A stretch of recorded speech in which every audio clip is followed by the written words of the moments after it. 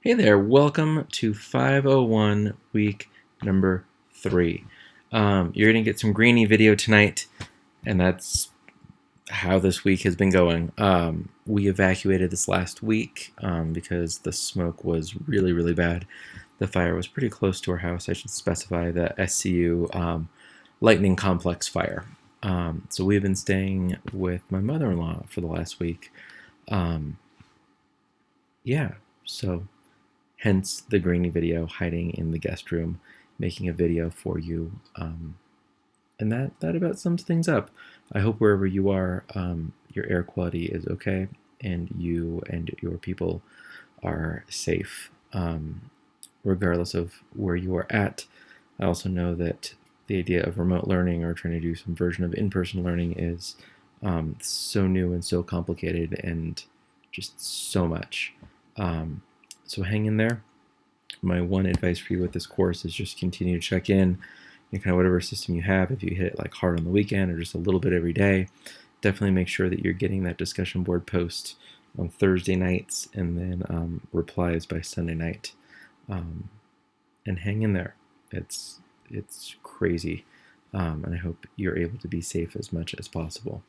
So week number 3 starts off with chapter 3 of the Sir Ken Robinson book.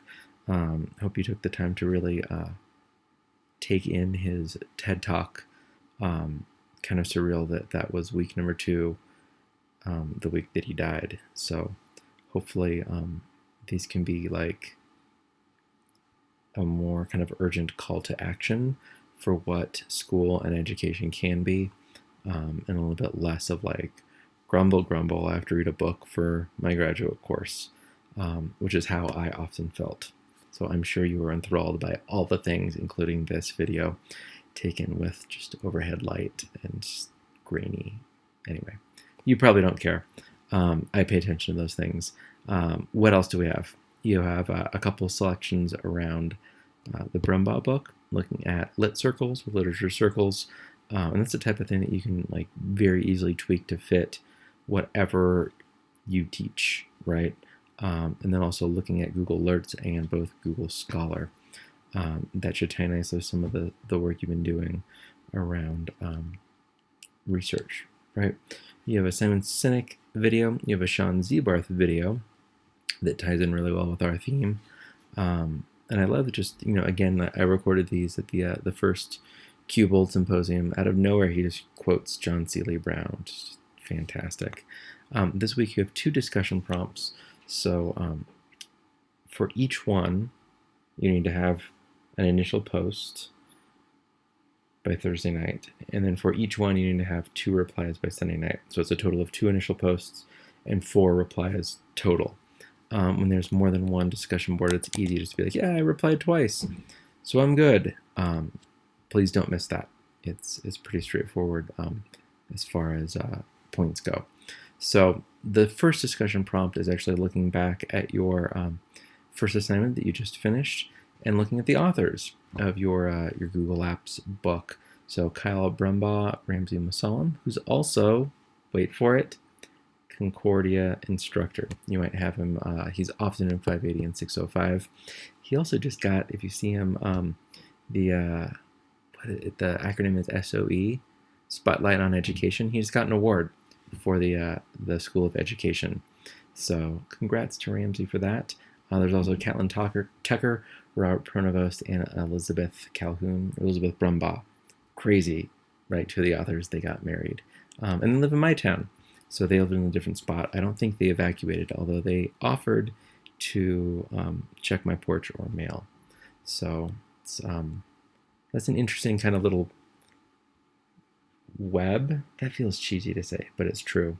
How like the authors of your book that I'm offering you, you share a resource that they've shared. How the authors of our book, 2 of them are now married, and like are going to drive by my house to make sure that it's safe. But that's the world we live in now.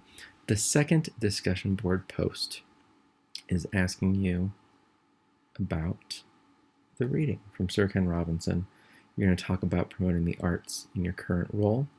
For some of you, it's super obvious. I think we have 2 elementary music teachers, right? You guys will just like knock that out of the park. Everyone else, it might be more of a stretch, but I'm sure it'll be great.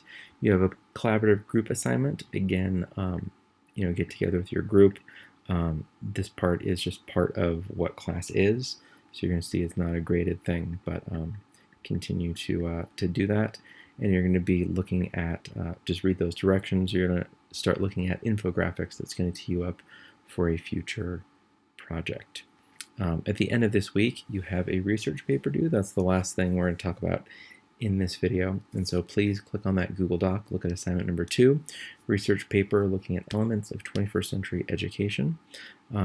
Compared to the other things you'll be writing, this is much, much smaller. This is about 1,000 words, and you're going to be citing sources. So make sure you've gone through some of the library resources, and you're just going to be really careful, go through each row on that rubric. Make sure, as the rubric says, you do an exemplary job on all the pieces. And I would recommend the way you could kind of organize it.